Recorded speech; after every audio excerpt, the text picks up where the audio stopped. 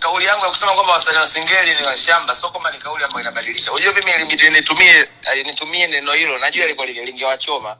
Wasanii wa Singeli kweli ni washamba, wanazingua. Kuna time game walikuwa wanayo wao. Yaani watu wa Singeli uko katikati hapa mwaka jana ile kuanzia mwezi wa 7 ile tunakuja tunaufunga mwaka. Ulikuwa ukiongelea wasanii wanaofanya vizuri ni wasanii wa Singeli. Lakini sasa hivi ukiongelea wasanii wanaofanya vizuri, huweki wasanii wa Singeli. Wasanii wa Singeli angalia kila siku wanafanya kitu kile kile. Wao wabaki pale pale kila siku, weka balia.